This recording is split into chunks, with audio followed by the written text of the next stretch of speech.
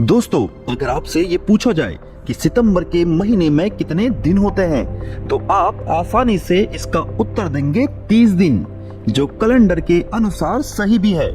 लेकिन यदि आपसे ये कहा जाए कि इतिहास में 1 सितंबर का महीना ऐसा भी आया था जिसमें 2 तारीख के बाद सीधे 14वीं तारीख आई थी, यानी सितंबर के इस महीने में पूरे 11 दिन गायब थे, क्या आप इस बात पे विश्वास करेंगे? तो चलिए इस बात को विश्वसनीय बनाने के लिए आपको उस वर्ष का कैलेंडर दिखाते हैं जिस वर्ष के सितंबर माह में 11 दिन गायब थे, और वो वर्ष है 1752। अब आपके जहन में ये बात जरूर आ रही होगी कि शायद ये कैलेंडर गलत छपा हुआ है, परंतु दोस्तों यहाँ पर यही इंटरेस्टिंग फैक्ट है कि कैलेंडर बिल्कुल सही छपा है और जो आप इसमें तारीखें देख रहे हैं वो भी बिल्कुल सटीक है। दरअसल 1752 से पहले ब्रिटेन और इसके अधीन आने वाले देशों में तारीखों की गणना के लिए रोमन जूलियन कैलेंडर इस्तेमाल होता था।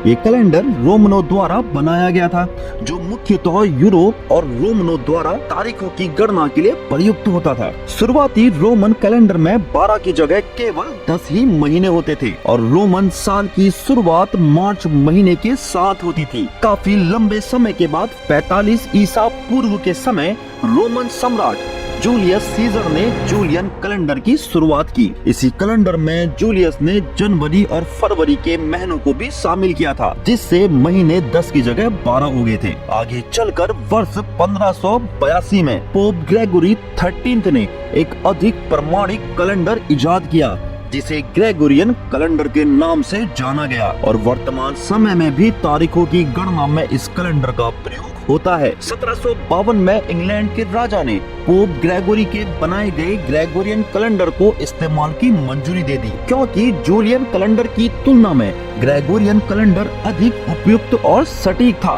अब समस्या यह थी कि रोमन जूलियन कैलेंडर का वह वर्ष ग्रेगोरियन कैलेंडर से 11 दिन लंबा था, इसलिए राजा ने 1752 के सितंबर माह से 11 दिन कम करने का निर्णय लिया। यही कारण है कि 1752 के सितंबर माह में 11 दिन गायब हैं और 2 सितंबर की तारीख के बाद सीधे 14 सितंबर की तारीख दिखाई देती है।